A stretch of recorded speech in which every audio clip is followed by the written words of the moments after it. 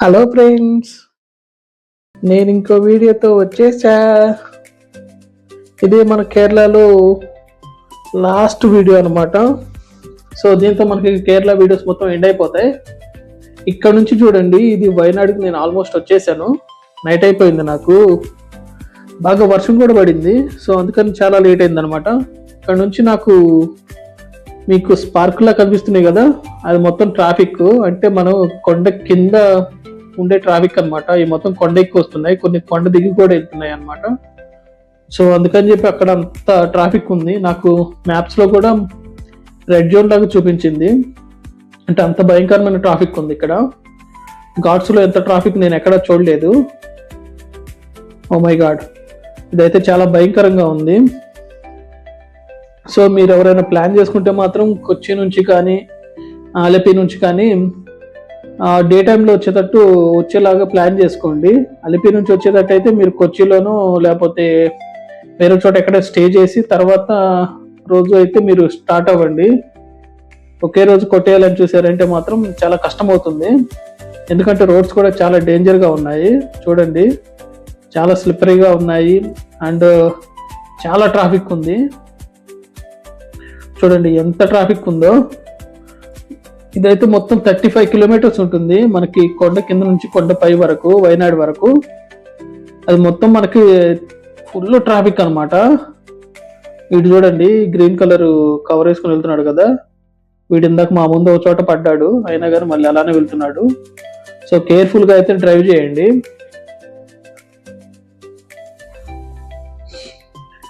వెళ్ళే టైంలో ఇక్కడ ఇంత ట్రాఫిక్ ఎందుకు వస్తుందో నాకైతే అర్థం కాలేదు. నేను పైకి వెళ్ళిన తర్వాత ఎవరినైనా అడిగి తెలుసుకుంటాను.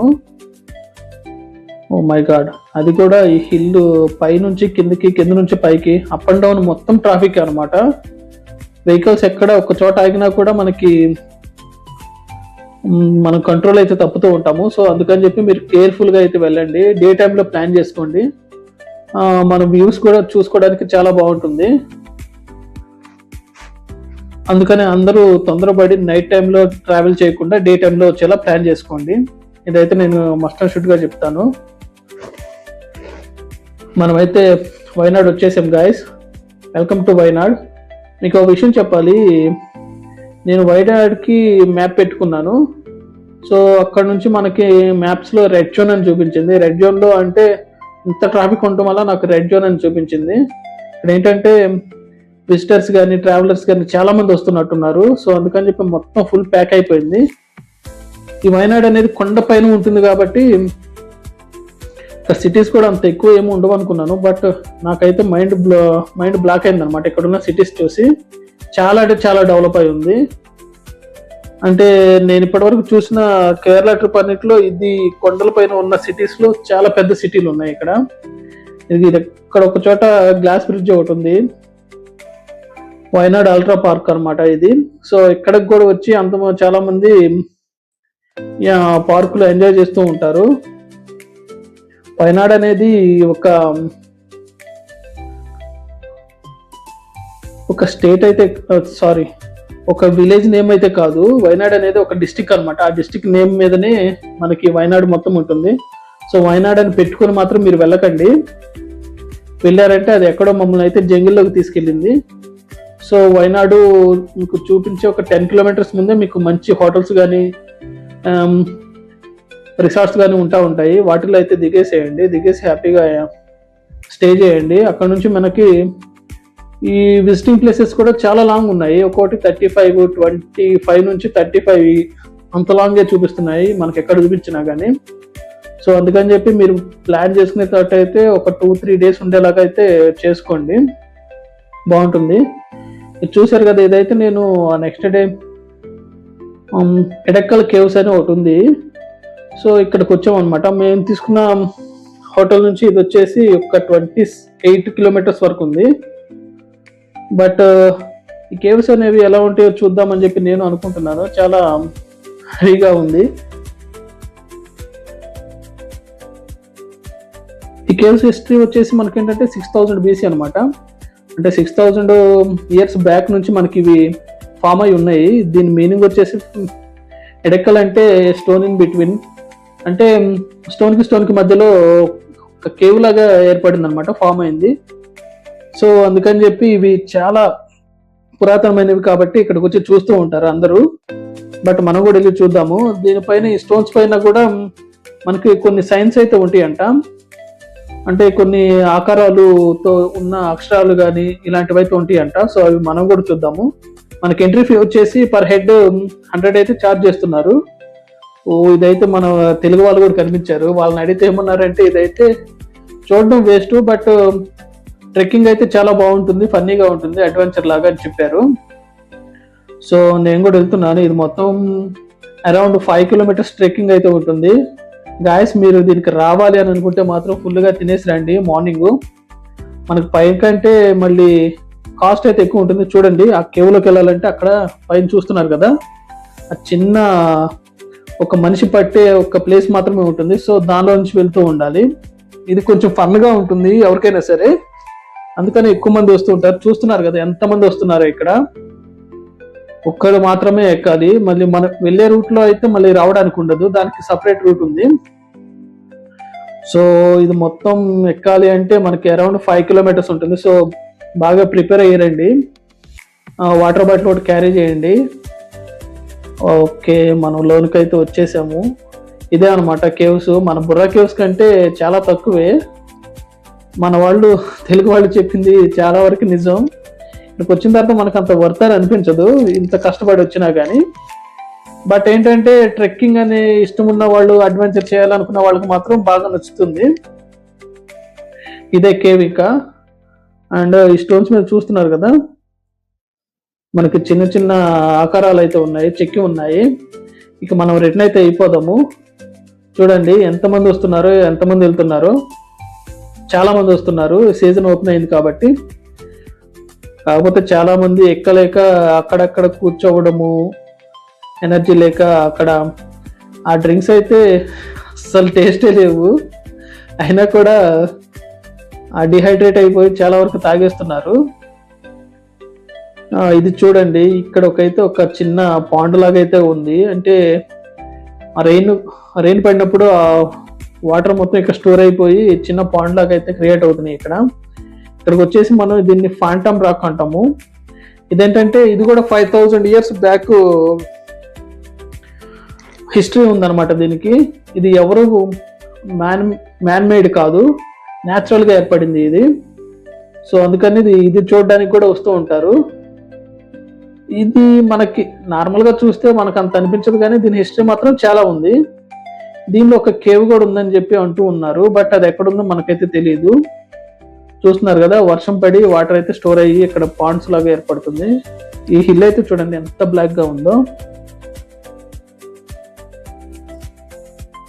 రావచ్చు, ఇంత చిన్న చిన్న వాటికి కూడా ఇవి టికెట్స్ పెట్టేసి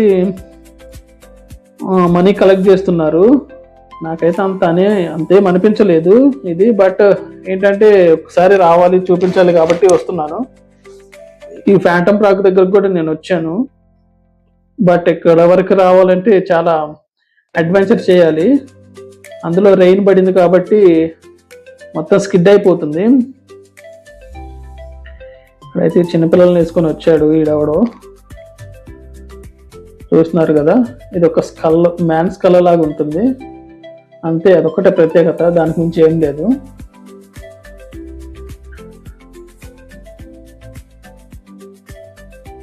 బట్ ఇక్కడ నుంచి ఇంకా వ్యూస్ అయితే చాలా బాగున్నాయి.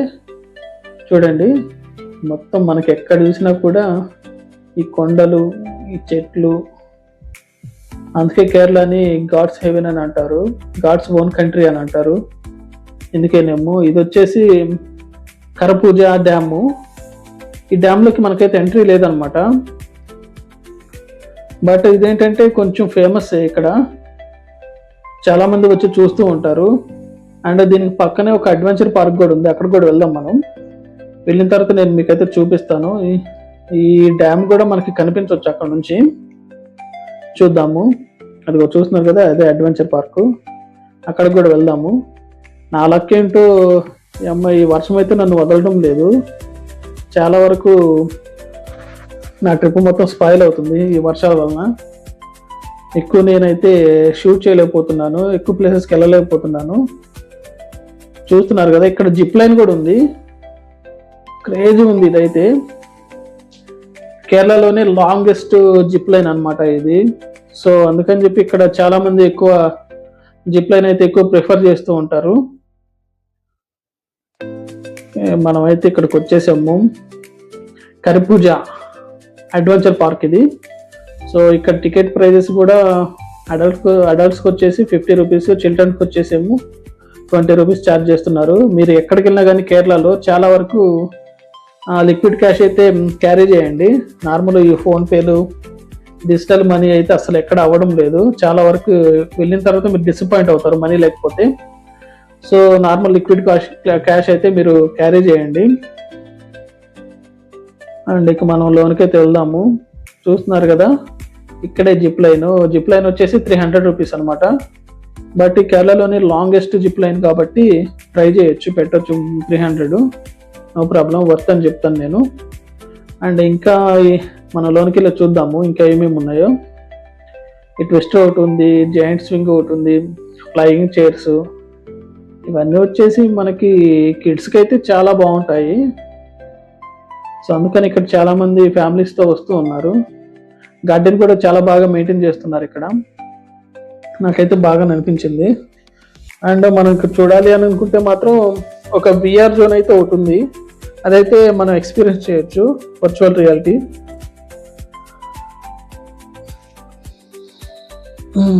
చూస్తున్నారు కదా, ఇది ఒక ట్విస్టర్ అనమాట. ఆల్మోస్ట్ అందరికీ తెలిసే ఉంటుంది, చాలా మంది ఎగ్జిబిషన్లకు కానీ అడ్వెంచర్స్ పార్క్స్ కానీ వెళ్ళి ఉంటారు. సో ఆల్మోస్ట్ అందరికీ తెలిసే ఉంటుంది. ఇలాంటివన్నీ కిడ్స్కి అయితే చాలా బాగుంటాయి, మనం కూడా ఎక్కొచ్చు.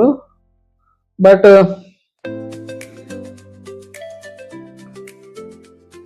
ఇప్పుడైతే చాలా మంది ఉండటం వల్ల ఫ్లో అయితే ఎక్కువ ఉంది ఇక్కడ. సో మనం చేయడానికంటే చాలా టైం పట్టేలా ఉంది. బట్ అండ్ వర్షం కూడా లైట్గా పడుతుంది. సో బెటర్ మనం ఇక రూమ్కి వెళ్ళడం. ఇది వచ్చేసి ఫ్లయింగ్ చైర్స్.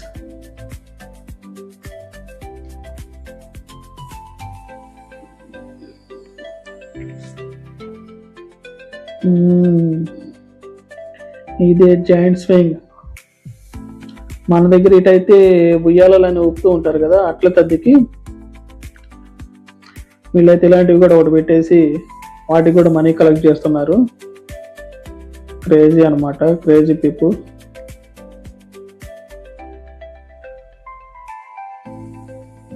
మనమైతే ఇక్కడ నుంచి డ్యామ్ కూడా చూడొచ్చు. ఆ డ్యామ్ దగ్గరకు కూడా వెళ్దాము. అక్కడ నుంచి వ్యూ ఎలా ఉందో నేనైతే మీకు చూపిస్తాను.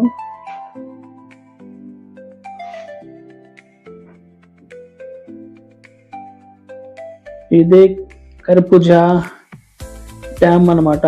ఈ డ్యామ్ లో వచ్చేసి మనకి 5 కెనాల్స్ వచ్చి కలుస్తాయి ఇక్కడ. అందుకని చెప్పి వాటర్ కూడా కొంచెం ఎక్కువే ఉంది. సో ఇంకా వర్షాకాలంలో అయితే ఇది మొత్తం నిండిపోతుందంట. సో ఇది కూడా ఒక టూరిస్ట్ అట్రాక్షన్ అనమాట. ఇక్కడ నుంచి మనం అటు వెళ్ళి షూట్ చేయొచ్చు. బట్ మనకి ఇక్కడ ఎలా లేదు, ఇదేదో పెట్టేశారు అటు లోనికి వెళ్ళకుండా. సో ఇక్కడ నుంచే వీడియోస్ తీసుకొని వెళ్ళిపోవడమే. నేనైతే స్టార్ట్ అయిపోతున్నాను గాయస్. ఇక ఆ నెక్స్ట్ డే ఈరోజు మనమైతే హైదరాబాద్ అయితే రిటర్న్ అయిపోతున్నాము. ముందు టిఫిన్ చేద్దాం. కేరళలో చూసారు కదా, last time pink colour water, ఇప్పుడేమో ఎల్లో కలర్ వాటరు. ఇవి కూడా హాట్గా ఉంటాయి. ఇది చాలా మంచిదని చెప్తున్నారు. సో ఇలా పెట్టడం కూడా మంచిదే. అండ్ చూస్తున్నారు కదా, ఇదైతే కావేరీ నది అనమాట. మన వైనాడ్ నుంచి బెంగళూరు వచ్చే రూట్లో మనకు ఫారెస్ట్ కూడా ఉంటుంది. సో ఆ ఫారెస్ట్లో ఏంటంటే చెక్ పోస్ట్ దగ్గర మనకి పోలీసులు అయితే ఉన్నారు. వాళ్ళైతే గార్డ్స్ అసలు వీడియోస్ కానీ పిక్స్ కానీ అసలు తీసుకొని ఇవ్వడం లేదు. తీసుకున్నారంటే మాత్రం మనకి ఫైన్ అయితే వేస్తారంట. సో అందుకని చెప్పి స్ట్రిక్ట్లీ చెప్పేశారు, మీరైతే అసలు ఒక్క ఫోటో కానీ ఏమి తీయడానికి లేదని. అందుకని చెప్పి నేను తీయలేకపోయాను. అందులో మనకి ఏం కూడా కనిపించలేదులే. అండ్ ఇది ఒకటి మంచిగా అనిపించింది, అందుకని చెప్పి ఇది షూట్ చేస్తున్నాను. ఓకే గాయస్, మనకి ఇక బెంగళూరు తర్వాత నుంచి మనకి ఎక్కువ వ్యూస్ కూడా ఏముండవు కాబట్టి నేను ఇంకా ఆ వీడియోని అయితే ఎండ్ చేస్తాను.